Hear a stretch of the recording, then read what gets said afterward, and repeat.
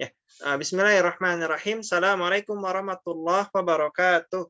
Innal hamdalillah nahmaduhu wa nasta'inuhu wa nastaghfiruh wa na'udzu billahi min shururi anfusina wa min sayyiati a'malina. May yahdihillahu fala mudilla lah wa may yudlilhu fala hadiyalah. Asyhadu an la ilaha illallah wa asyhadu anna Muhammadar Rasulullah. يا أيها الناس اتقوا ربكم الذي خلقكم من نفس واحدة وخلق منها زوجها وبث منهما رجالا كثيرا ونساء واتقوا الله الذي تساءلون به والأرحام إن الله كان عليكم رقيبا. Insyaallah pada pertemuan sekarang kita akan membahas baiat akobah pertama. Kita salawat terlebih dahulu ya. Allahumma salli ala Muhammad wa ala ali Muhammad kama sallaita ala Ibrahim wa ala ali Ibrahim wa barik ala Muhammad wa ala ali Muhammad kama barakta ala Ibrahim wa ala ali Ibrahim fil alamin innaka Hamidum Majid. Insyaallah pertemuan kali ini kita akan membahas baiat akobah pertama, yang mana baiat akobah pertama ini adalah buah dari peristiwa sebelumnya. Sebentar. Jadi peristiwa sebelumnya itu ketika awal mula masuk Islam Yathrib, materi berapa itu? Awal mula masuk Islam Yathrib itu materi 14 ya. Materi 14 itu awal mula masuk Islam Yathrib. Nah, di skip sama Isra Mi'raj. Sekarang materi 16 itu tuh baiat akobah pertama. Akobah pertama. Maaf. Ya. Baik. Nah, mana.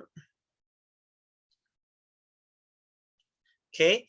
Nah, jadi sebelumnya kan ini ya, sudah ada berapa itu? 6 orang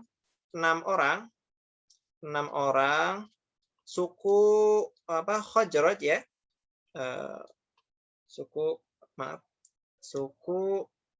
Khazraj yang sebelumnya masuk Islam ya. Kenapa mereka masuk Islam? Waktu itu karena Rasulullah dan Abu Bakar ya. Rasulullah dan Abu Bakar waktu itu berdakwah ke tenda-tenda jemaah haji, dan ternyata di antara mereka ada suku Khazraj. Nah, suku Khazraj itu kenapa masuk Islam? Karena satu, mereka koalisi dengan Yahudi ya. Koalisi dengan Yahudi dalam menghadapi suku Aus. Kalau suku Aus itu ya, musuh suku Khazraj pada waktu itu mereka memilih berkoalisi dengan Quraisy ya. Quraisy. Nah, kalau suku Khazraj mereka berkoalisi dengan orang-orang Yahudi, sehingga suku Khazraj lebih sering mendengar ayat-ayat dalam Alkitab, khususnya tentang prediksi akan ada nabi setelah ini yang muncul. Ya. Dan suku Khazraj juga mereka sudah lelah selama ini berperang ya dengan suku Aus, saudara mereka sendiri, lelah perang saudara.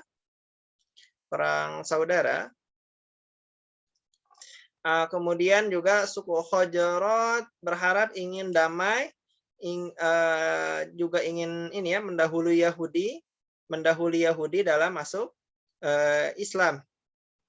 Yang ternyata malah Yahudi tidak masuk Islam sama sekali. Nah, setelah ada 6 orang yang masuk Islam, kemudian mereka pulang. Nah, sekarang di musim haji tahun berikutnya, itu tahun berapa? Tahun 11 kalau nggak salah ya. Tahun 11 atau tahun 12. Saya takut salah. Tahun 12 atau 11 ya, 12 11. Nah, jadi kurang lebih beberapa tahun sebelum Rasulullah hijrah, akhirnya di tahun musim haji berikutnya ini datang lagi lebih banyak orang ya. Di sini ada daftarnya ya. Nah, 12 orang datang dari Madinah, 6 orang yang dulu masuk Islam di awal, ini sekarang cuma 5 orang yang hadir. Kenapa? Karena dikurangi oleh Jabir bin Abdullah. Jabir bin Abdullah. Nah, 5 orang ini ditambah lagi dengan orang-orang baru, ya. Ini ada tertulis ya, Muaz bin Al-Harits, Zakwan bin Al-Qais, Ubadah bin Samit, ya, Yazid bin Sa'labah, Al-Abbas bin Ubadah, Abu Haytham, ada Uwaim dan yang lainnya. Nah, ini semua mereka berarti 5 ditambah 5 Khazraj ya, ditambah dengan 2 orang dari Aus. Ya. Jadi total ada 12 orang, yaitu baiat Aqobah pertama. Ini sebenarnya bukan baiat yang besar, baiat Aqobah kecil ya. Baiat Aqobah kecil atau sugro. Sogir, sugro.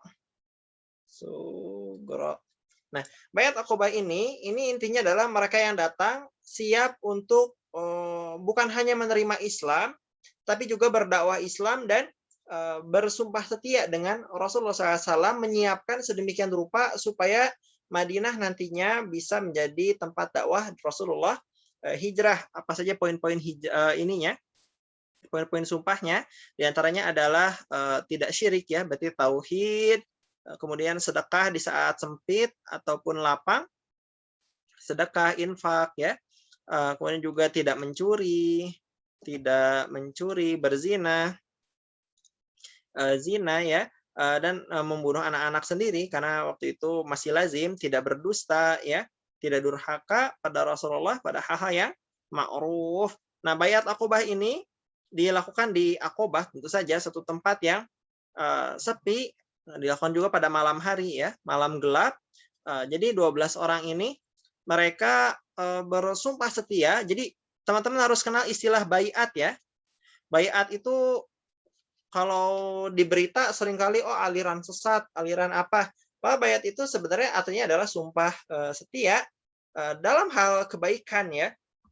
Ya bisa baiat itu dalam hal keburukan. Cuman kalau dalam sirah nabawiyah dan dalam sejarah Islam, baiat itu bahkan sebenarnya wajib ketika umat Islam punya khalifah ya. Punya khalifah, maka hukum baiat itu wajib.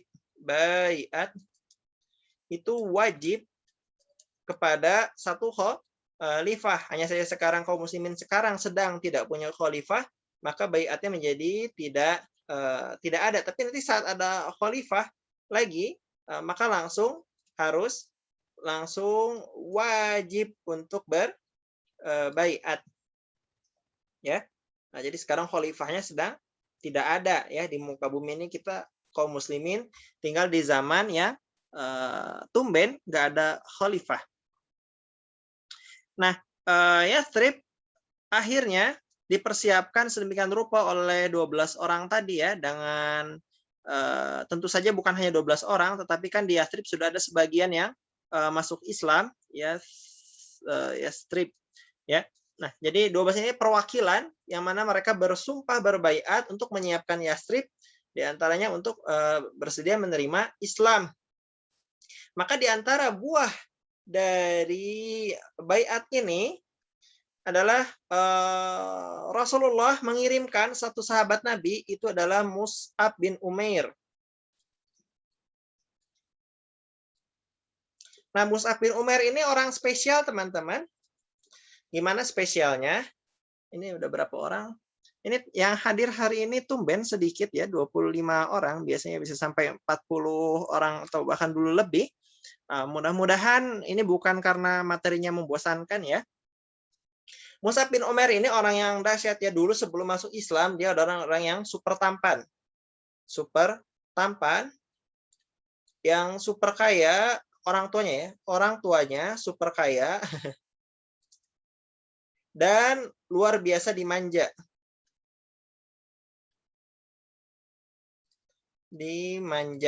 Nah, gimana contoh dimanjanya? Bahwa Mus'ab bin Umair itu selalu pakai pakaian yang termahal, terbaik.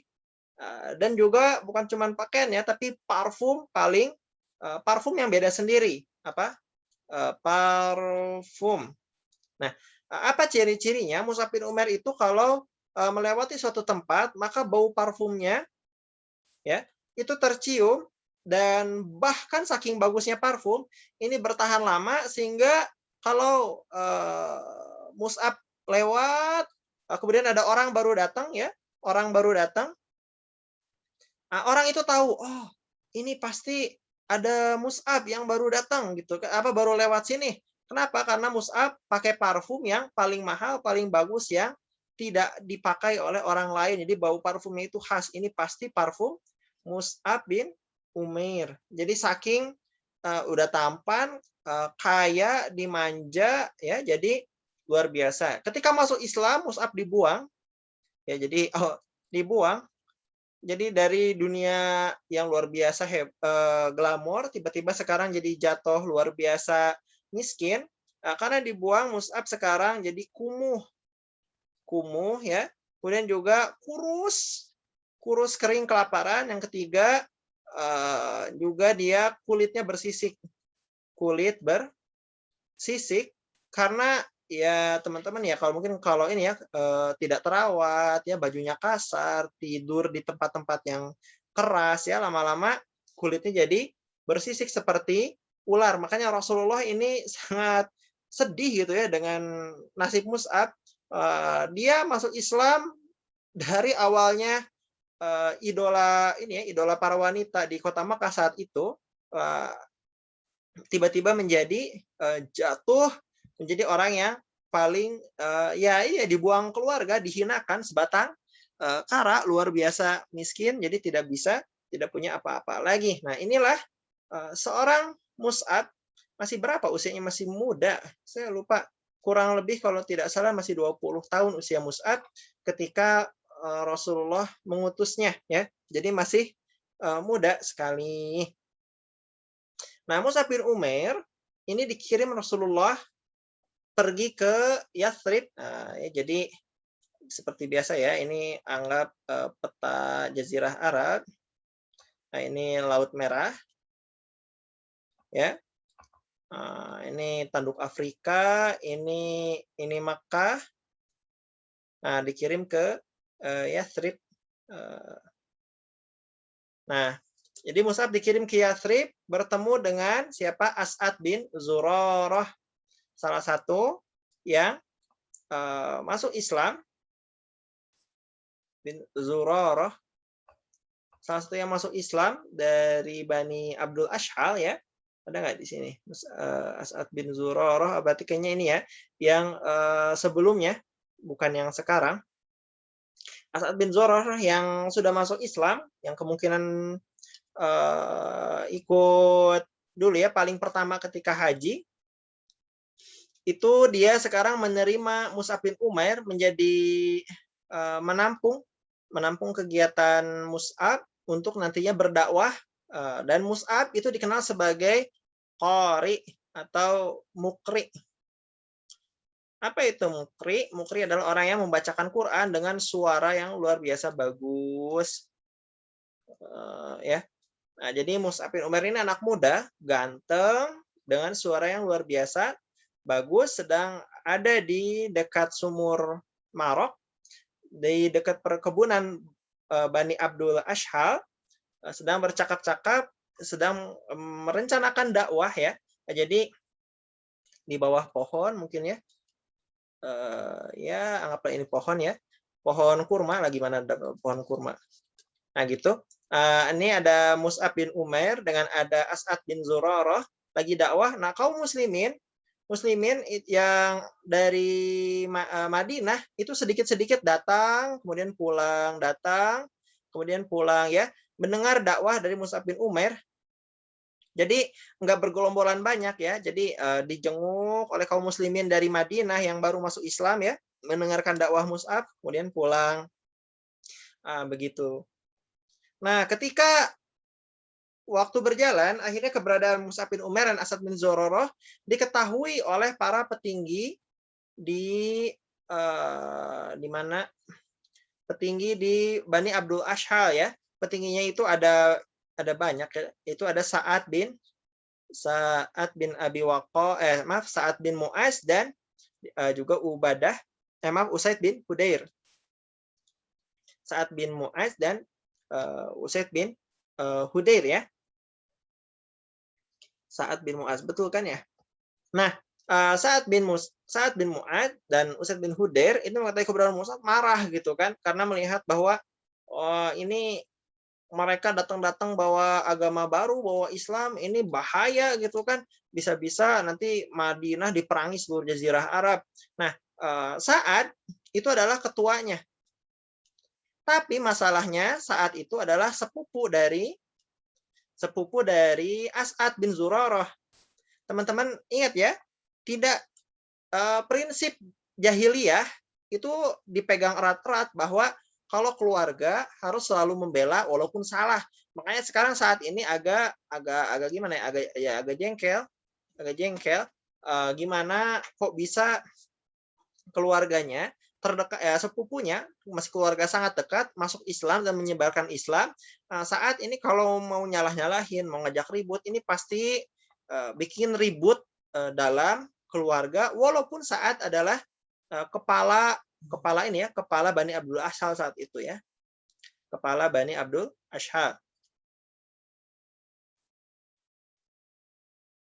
Nah, jadi makanya kenapa Sa'ad mengutus Usaid ya.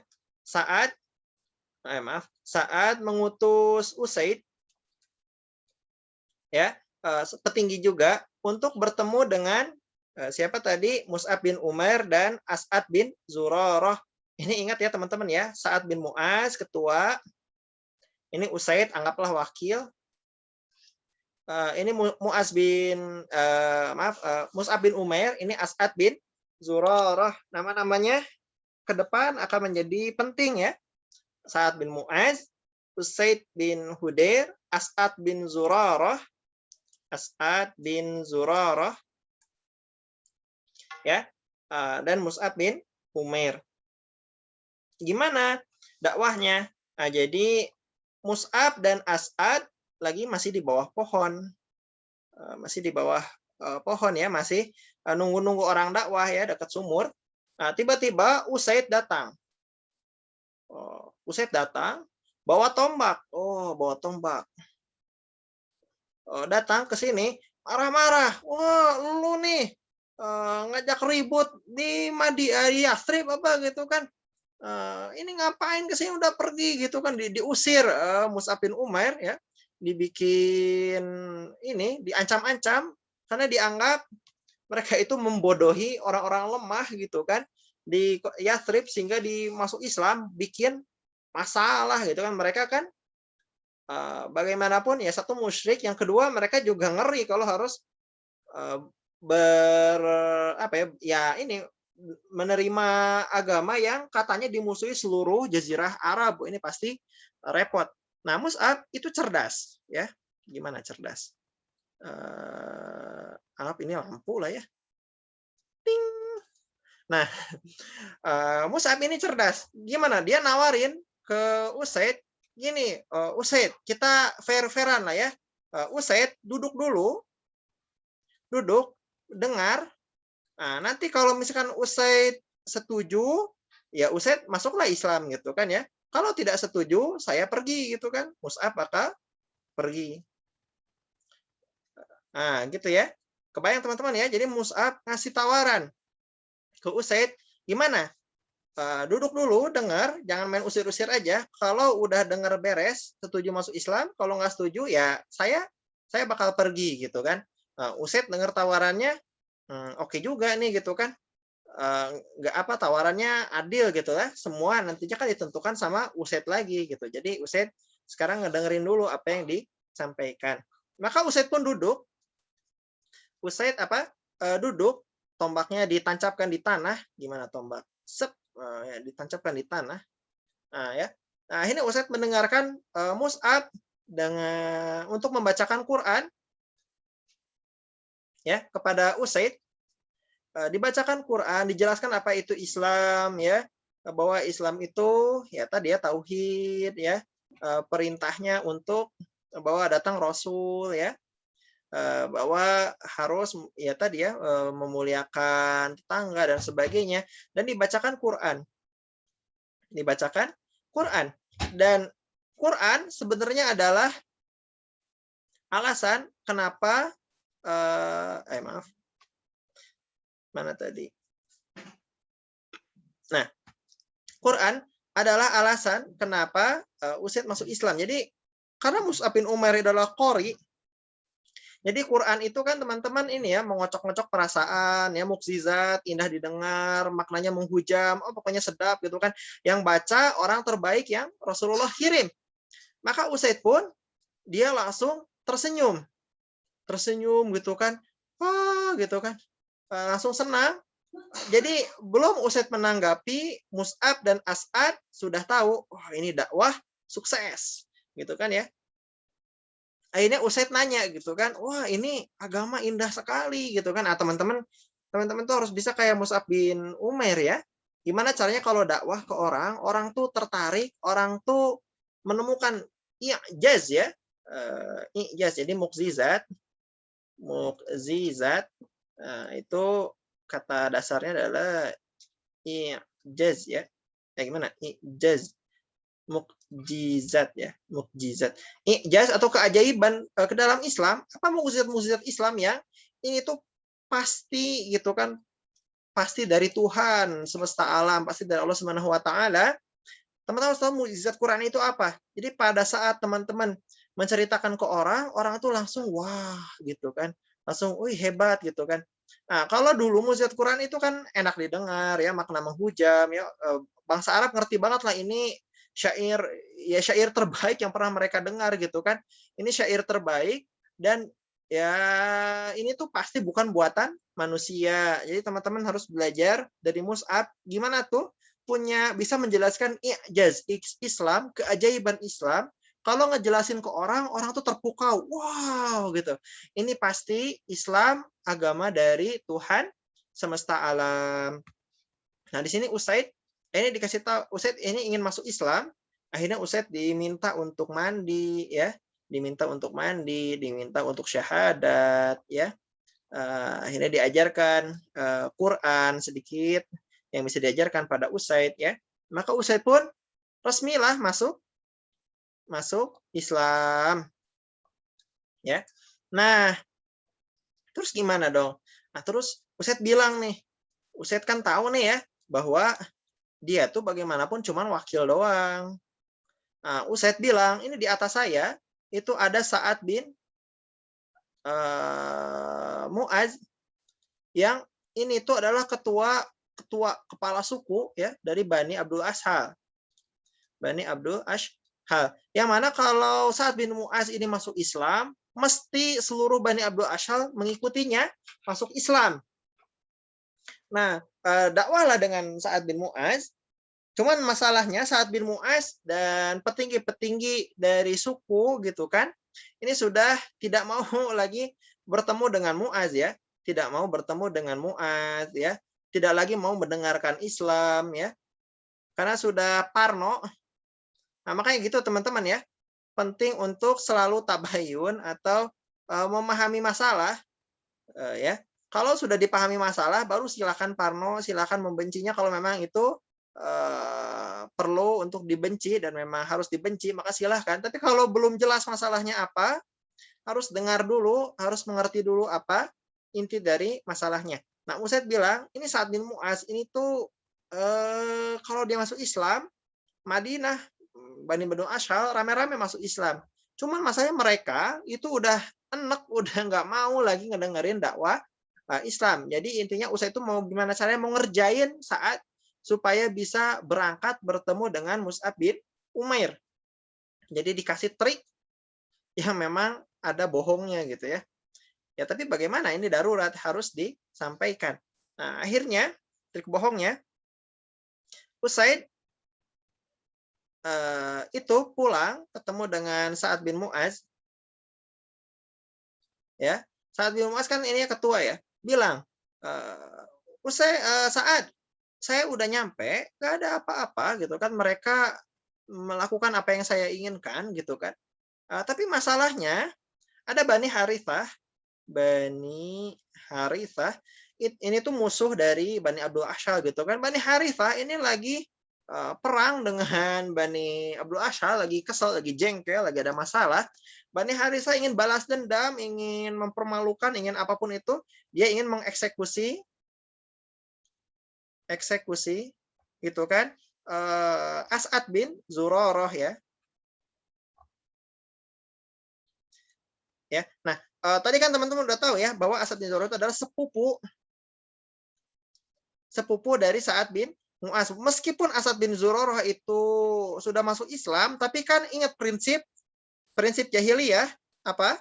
Prinsip jahiliyah bahwa selalu melindungi anggota kabilah. Maka Sa'ad pun marah di situ. Oh, kamu ini dikirain udah ngapain, ternyata nggak ngapa-ngapain. Udah, sini tombaknya, diambil tombaknya gitu kan, diambil tombaknya Usaid bin Hudair. Sekarang Sa'ad yang bawa tombak, ini dengan cepat pergi menuju Mus'ab bin Umair dan As'ad bin Zurarah, ingin menyelamatkan As'ad bin Zurarah. Akhirnya saat ini datang ke mereka, dilihat, mereka ini tenang-tenang aja. Ini Usaid bohong pasti ya. Usaid bohong ya. Saya dikerjain sama Usaid gitu kan. Ini Usaid ini apa-apaan sih gitu. Saat akhirnya marah-marah gitu kan ke As'ad bin Mu'az sama Mus'ab bin Umair. Kamu ini gitu kan. Di tanda seru. Kamu ini ngapain gitu kan di sini, ngerepotin aja. Pokoknya mah dimarahin aja. Akhirnya sama kayak ke Usaid, Mus'ab nawarin, tenang dulu. Gitu kan. Ini aja, saya bakal pergi, tapi dengerin dulu apa yang mau saya sampaikan ya. Jadi duduk, dengar ya. Kalau oke ya masuk Islam. Kalau nggak oke ya saya pergi gitu kan. Nah, jadi ini tawarannya fair. Saya pergi. Nah, saat sama kayak Usaid, ya juga gitu ya. Karena mereka masih gini ya teman-teman ya. Yathrib itu kan habis perang Bu'ad ya. Itu semua orang tua meninggal kecuali Abdullah bin Ubay bin Salul. Abdullah bin siapa? Ubay bin Salul nanti jadi orang munafik ya. Jadi semua apa namanya? Yathrib itu orangnya muda-muda. Namanya orang yang muda itu cenderung tidak kolot dan cenderung lebih apa ya, lebih rasional lah, lebih bisa diajak kerja sama lah. Makanya kenapa orang-orang tuh nggak kayak petinggi-petinggi Quraisy. Kalau misalkan mereka nggak suka Islam, nggak didengerin sama sekali, main benci, main musuh aja sama dakwah Rasulullah. Ya, contohnya bahkan Umar bin Khattab ya. Umar bin Khattab berarti lebih tua ya, 27 tahun. Itu kan belum dengar Islam udah mau main bunuh Rasulullah. Nanti ketika ternyata dengar Quran malah balik masuk Islam. Jadi selama ini ternyata belum dengerin Quran, baru kata-kata orang aja. Nah, jadi sekarang Sa'ad bin Mu'az dia duduk, dia mendengarkan Mus'ab bin Umair ya, mendengarkan Islam. Dijelasin Sa'ad bin Mu'az ya, Quran ya, jelaskan tentang tauhid ya, Islam, Rasulullah gitu ya, dibacakan Quran. Dan Sa'ad ini juga sama-sama orang cerdas. Dia tahu ilmu syair gitu ya, paham ilmu syair, paham ilmu komunikasi, mendengarkan Quran, wow gitu kan. Ini tuh bukan perkara sederhana, ini tuh indah, luar biasa, ini tuh pasti dari Tuhan semesta alam, ini tuh pasti bukan buatan manusia. Pokoknya terwow aja gitu ya, terkagum-kagum, Masya Allah. Akhirnya Sa'ad juga sama seperti Usaid, dia masuk Islam. Maka Sa'ad pun mandi dan syahadat, dan akhirnya ia siap untuk membawa seluruh kaumnya masuk Islam. Akhirnya di hadapan Bani Abdul Ash'al ya, Bani Abdul Ash'al ya, di hadapan Bani Abdul Ash'al, Sa'ad bin Mu'az dan siapa? Usaid bin Hudair berpidato gitu kan. Wahai Bani Abdul Ashhal, saya ini siapa gitu kan? Apa yang kalian ketahui tentang saya gitu kan? Akhirnya Bani Abdul Ashhal memuji-muji saat kau itu adalah orang terbaik kami gitu kan? Orang terbaik. Urusan kami diserahkan padamu gitu kan, pemimpin yang mengerti urusan kami gitu kan, yang pokoknya dipuji-puji, intinya saat itu orang hebat aja kalau kata Bani apa? Kata Bani Abdul Hal saat itu orang hebat aja gitu. Kalau dipuji-puji. Saat di sini juga Usaid juga senang ya, saat juga mengakui. Akhirnya saat maksa orang masuk Islam. Apa katanya? Saya tidak mau bicara kepada kalian lagi mulai sekarang kecuali kalian masuk Islam. Nah, jadi saya tidak mau bicara kepada seorang pun di antara kalian kecuali kalian masuk Islam. Akhirnya orang ya gimana gitu ya, Usaid masuk Islam, saat masuk Islam, mereka kan ya nggak bisa ngapa-ngapain. Ingat prinsip jahiliyah teman-teman, prinsip jahiliyah ya, ikuti kepala siapa, ikuti ketua kabilah, ketua suku ya, dalam baik itu salah maupun benar, baik itu zolim maupun sedang terzolimi. Nah, makanya kenapa Bani Abdul Ashhal rame-rame masuk Islam kecuali Al-Usairim. Nah, ini Usairim agak telat masuk Islamnya, atau nama aslinya Amr bin Thabit ya. Usairim namanya Amr bin Thabit. Dia nanti masuk Islam saat perang Uhud. Jadi sebelum perang bertemu Rasulullah, masuk Islam, masuk ke kaca peperangan, ternyata malah terbunuh. Usairim adalah syahid syuhada yang mana dia masuk surga para syuhada padahal belum pernah sujud, belum pernah sholat sekalipun, belum pernah sholat ya. Jadi dia masuk Islam sebentar, ya saya masuk Islam gitu kan sebelum perang Uhud. Akhirnya maju ke perang, nggak sengaja kebunuh sama, ya bukan nggak sengaja, apa ya, nggak direncanakan, terbunuh syahid dalam medan perang. Akhirnya masuk surga, ya surga apa buat para syuhada ya, surga Firdaus berarti ya. Jadi ini Usairim. Ini rame-rame Bani Abdul Ashhal. Setahu saya Bani Abdul Ashhal itu dari kabilah Aus ya. Kabilah Aus. Ya, jadi Sa'ad bin Mu'az itu dari, setahu saya, seingat saya itu dari kabilah Aus. Sedangkan kabilah Khazraj kan sudah masuk, sebagian pemimpinnya ya sudah masuk Islam kan sebelumnya ya. Dari Bayat Aqobah 1 ya. Dari ketika Rasulullah pertama kali dakwah ke jemaah haji ya. Jadi orang Khazraj sudah masuk Islam, sekarang Bani Aus dipimpin oleh Sa'ad bin Mu'az masuk Islam. Akhirnya mereka berkomunikasi, mereka sepakat untuk damai. Ya, oke, sip, kita damai gitu kan. Ngapain lagi perang? Khazraj putuskan hubungan dengan Yahudi. Aus putuskan hubungan dengan Quraisy. Akhirnya sepakat Rasulullah nanti dibawa ke mereka jadi pemimpin mereka. Ya.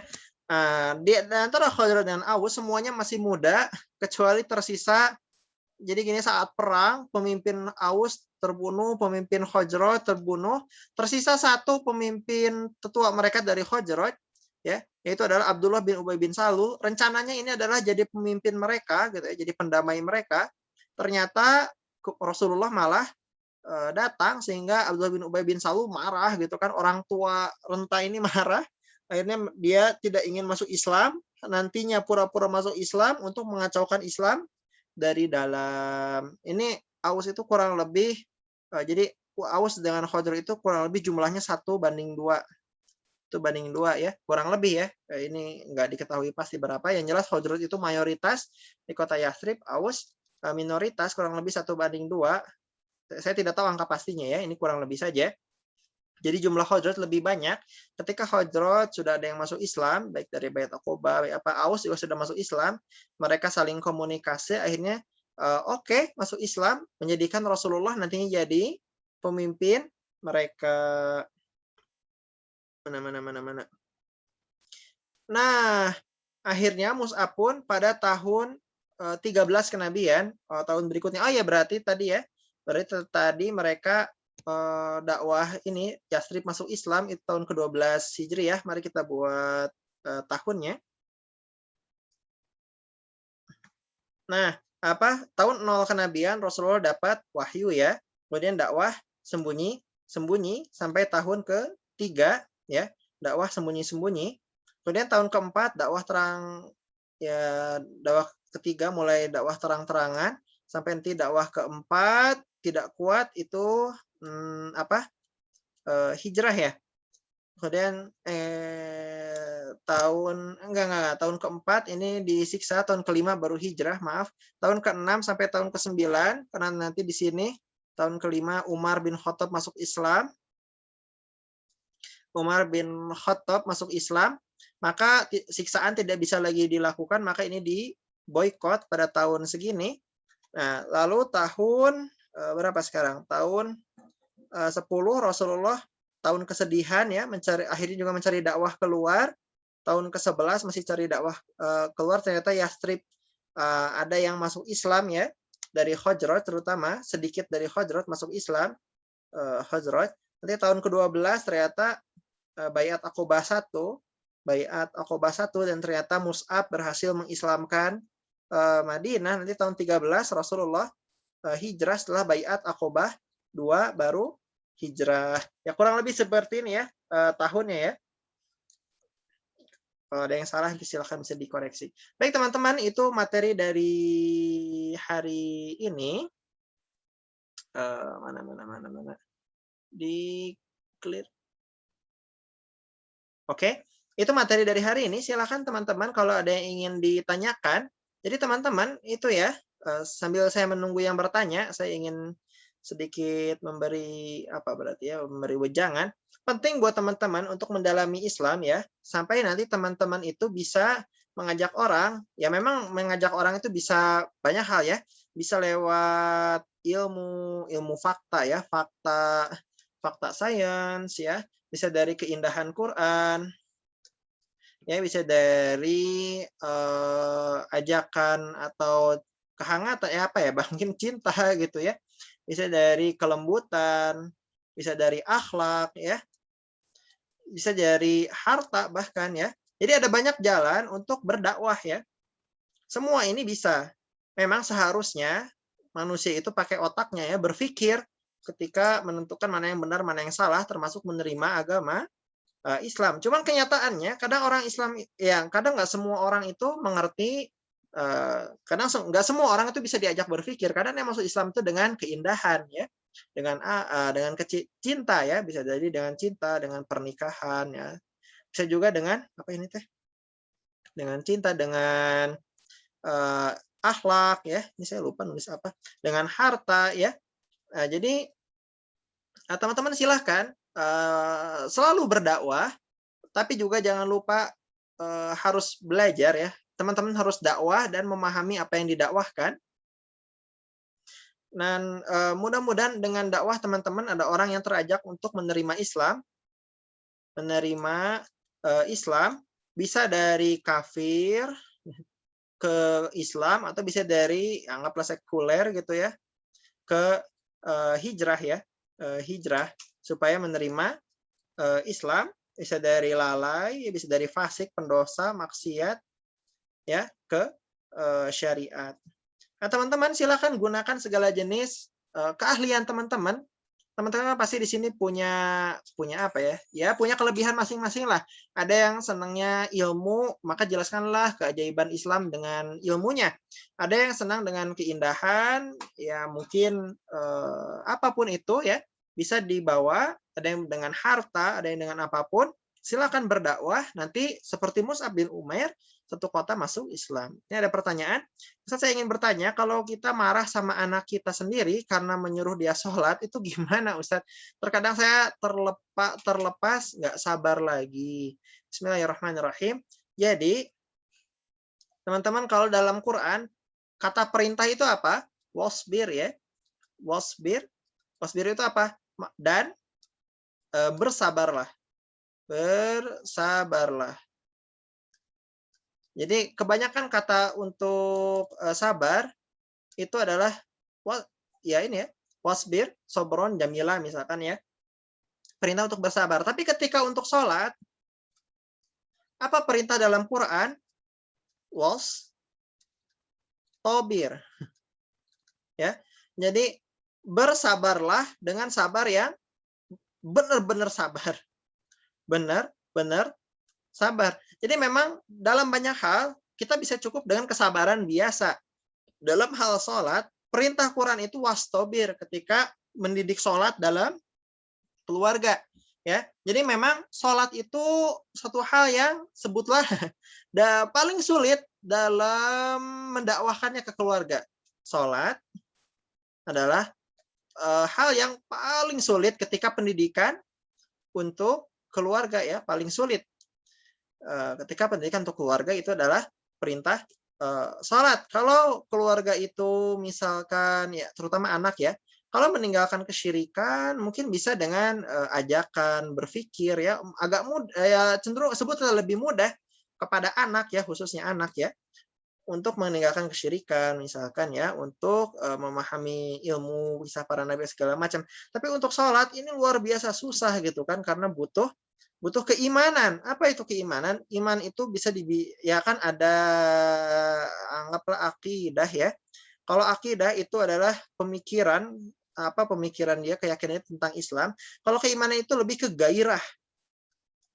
Ya. Jadi orang yang berakidah Islam pemikirannya benar. Kalau yang orang yang beriman itu bukan cuma sekedar pemikiran, tapi bergairah juga untuk memperjuangkan agama Islam. Jadi butuh gairah, memang lebih berat ya. Nanti ada lagi ketakwaan, itu lebih ke hati-hati dan sebagainya, menghindari maksiat.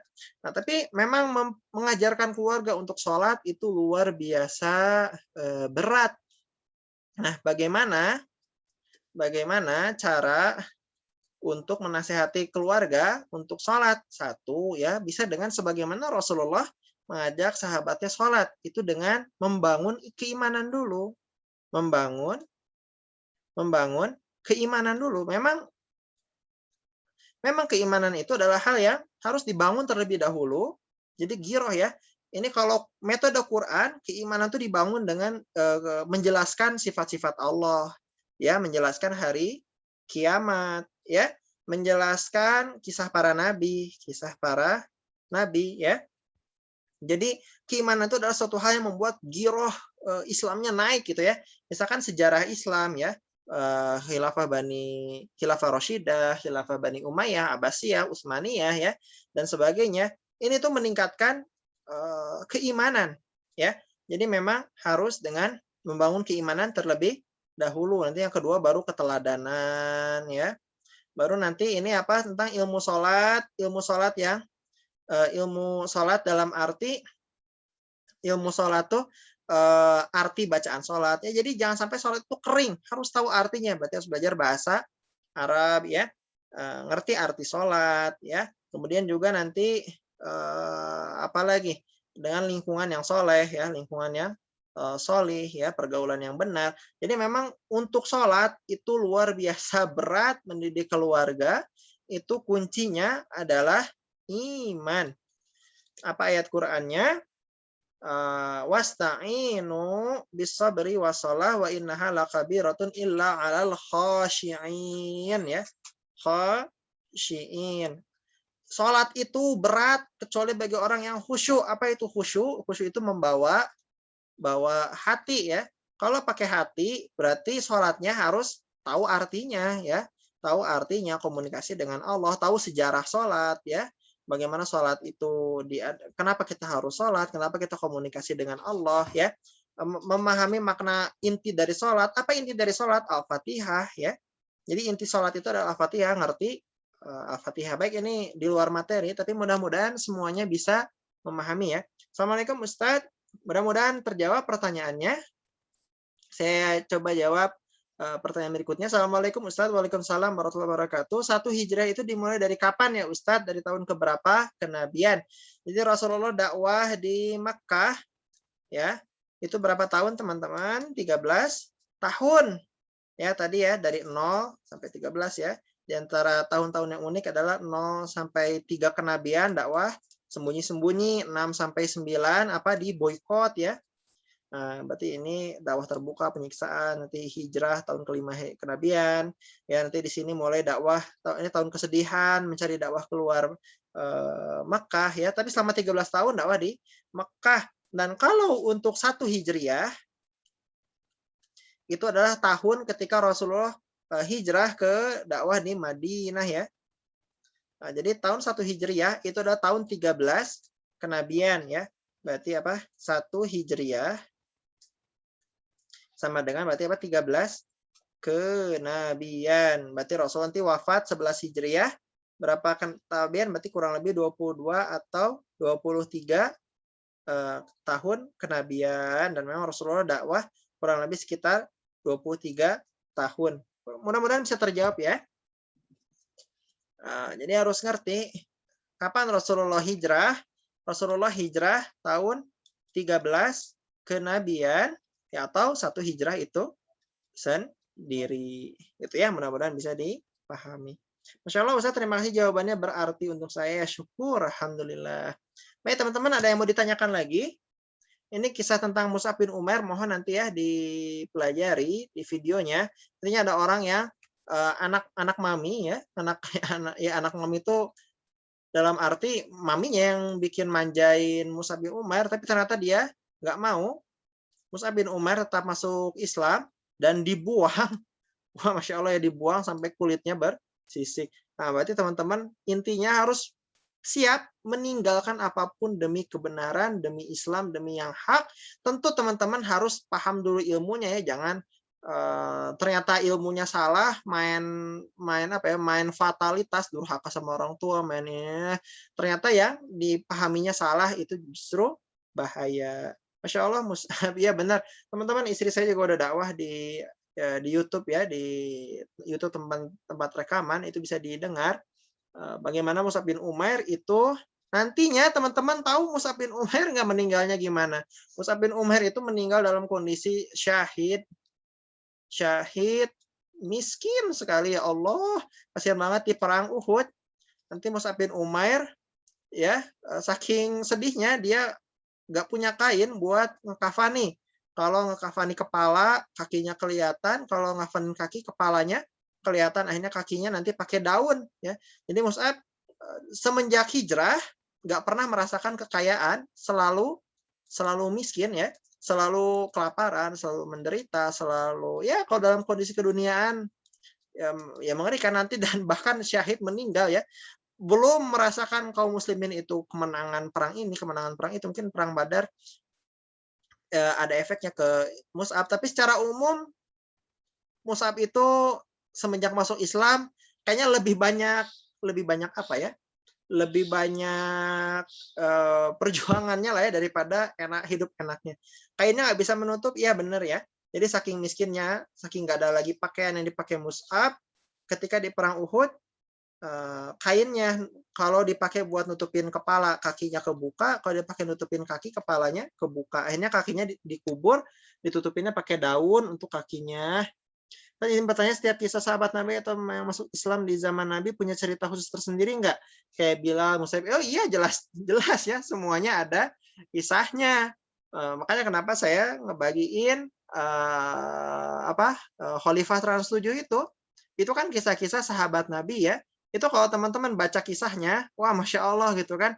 Tapi ini ya, lengkapi dulu sirah nabawiyahnya sampai Rasulullah wafat, masuk ke kisah para sahabat, wah lebih lengkap lagi pemahaman kita terhadap Islam. Kenapa?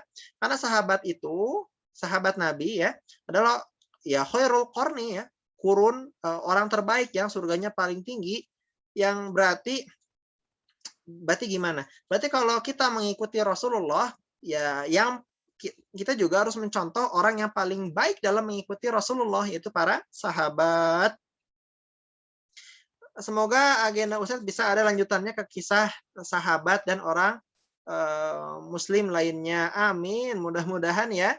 Terima kasih atas sarannya. Menarik juga. Mungkin kalau nanti beres sirah nabawiyah, masuk ke sesi khulafaur rasyidah gitu ya, misalkan ya. kita ngejelasin khilafah Abu Bakar, Umar, Utsman, Ali, Hasan bin Ali, Muawiyah bin Abi Sufyan ya dan sebagainya. Tapi untuk sekarang saya baru selesai menulis buku ya sampai ke Sirah Nabawiyah aja, belum sampai ke sahabat Nabi. Terima kasih dukungannya, mudah-mudahan nanti bisa dipelajari, mudah-mudahan ini ya menginspirasi. Baik, alhamdulillah kita tak terasa sudah sejam belajar ya. Teman-teman, mari kita berdoa kepada Allah Subhanahu wa taala. Apa doa kita? Mudah-mudahan teman-teman masuk. Jadi gini teman-teman, kalau doa itu jangan sedikit-sedikit ya, doa itu harus banyak-banyak. Kenapa? Makin banyak makin bagus. Doa itu makin banyak, makin bagus, makin besar pahalanya ya. Jadi dari doanya aja udah pahalanya udah besar ya. Doa itu ya yang terbaik lah gitu kan. Apa doa? Perintah dari Rasulullah. Kita tuh kalau doa harus minta surga Firdaus. Apa itu surga Firdaus? Surga Firdaus itu surga yang paling tinggi ya, surga yang paling tengah, sumber mata air segala surga ya, sumber mata air semua surga ya. Kemudian juga apa di bawahnya? Di bawah arsy Allah. Di bawah arsy Allah Subhanahu wa taala ya. Kemudian juga surga Firdaus itu surga yang bersama para rasul ya, rasul-rasul, bersama para anbiya, as-siddiqin, asyuhada, as-sabirin. Nah, ini kita minta teman-teman, gimana kita di akhirat itu mau masuk surga Firdaus kalau misalkan minta aja belum pernah. Makanya sering-sering minta surga Firdaus, dan juga selain kita minta surga ini juga kita minta reuni ya. Reuni saya sama teman-teman mudah-mudahan kita reuni di surga Firdaus. Bisa jadi di dunia belum pernah ketemu, nanti mudah-mudahan di surga Firdaus ketemu, dan ketemunya nanti kita sama Rasulullah ya, sama Mus'ab bin Umair, kita dengar cerita dari mereka langsung. Mudah-mudahan teman-teman ya. Dan juga selain kita berdoa untuk diri kita sendiri, kita berdoa untuk orang tua kita ya, keluarga kita, suami istri kita, anak-anak kita semua, itu kita berdoa masuk surga Firdaus. Dan nanti di surga Firdaus itu nikmat yang paling besar adalah bisa bertemu Allah Subhanahu wa taala ya, seperti melihat bulan ya. Jadi mudah-mudahan teman-teman ya nanti kita di sana bisa bersama-sama. Ada pasar-pasarnya nih di surga Firdaus itu di hari Jumat, tapi pasarnya itu bukan buat ya pasar itu buat nanti ketemuan ya. Jadi dari tempat masing-masing kita reuni di surga Firdaus itu di pasar-pasar Jumat buat ketemuan ya, buat reunian, buat ya berkumpul ya, buat menikmati surga bersama ya. Jadi teman-teman mudah-mudahan ini ya bisa kita semua masuk surga Firdaus sama-sama ya. Dan teman-teman modal, karena kita minder ya, kalau mau jujur kita kan minder nih mau masuk surga Firdaus tuh. Nah, ternyata Rasulullah juga mengabarkan bahwa nanti kita di akhirat bersama dengan orang yang kita cintai. Nah, makanya teman-teman mari kita saling mencintai karena Allah ya, mencintai Rasulullah, mencintai para sahabat, ya, mencintai para nabi, para rasul. Yang namanya cinta itu pasti sering penasaran ya, harus ta'aruf dalam arti kenalan dalam arti memahami kisah-kisahnya ya. Jadi jauh di jarak tapi dekat di doa gitu ya. Mudah-mudahan ya dekat di hati, dekat di doa. Mudah-mudahan ya. Mari kita berdoa teman-teman kepada Allah Subhanahu wa taala. Allahumma hamna fi jannatin firdausil a'la. Mari kita berdoa, bersalawat kepada Rasul kita. Allahumma sholli ala Muhammad wa ala ali Muhammad kama sholaita ala Ibrahim wa ala ali Ibrahim wa barik ala Muhammad wa ala ali Muhammad kama barakta ala Ibrahim wa ala ali Ibrahim fil alamin innaka Hamidum Majid. Teman-teman kita doakan untuk orang tua kita juga ya. Mudah-mudahan dengan doa ini jadi salah satu jalan nanti kita di akhirat surganya tinggi-tinggi bareng dengan orang tua kita. Allahumma gfirli, ya Allah ampunilah aku, wali walidayya, dan orang tuaku, kama rabbaya, sebagaimana mereka robbi tarbiyatan, itu mendidik ya, sebagaimana mereka mendidik aku, nih robbaya nih, sogiro ketika waktu, sogir ketika waktu kecil. Mudah-mudahan orang tua kita diampuni seluruh dosanya ya. Kita doakan mudah-mudahan nanti orang tua kita bersyukur pernah punya anak kita di dunia ini. Teman-teman baik ya yang benar dari Allah, yang saya sendiri. Mari kita tutup dengan doa. Kifaratul majelis. Subhanakallahumma bihamdika. Asyhadu an la ilaha illa anta. Astaghfiruka wa atubu ilaih. Terima kasih teman-teman sudah hadir di kajian Bayat Aqobah pertama. Besok insya Allah, hari apa besok? Jumat ya. Besok kita insya Allah Bayat Aqobah kedua, bagaimana nanti 70 orang dari Yathrib masuk Islam dan memboyong Rasulullah ke kota Madinah. Baik, terima kasih. Assalamualaikum warahmatullahi wabarakatuh. Jazakallahu khair teman-teman. Afwan. Ya, terima kasih teman-teman sudah hadir.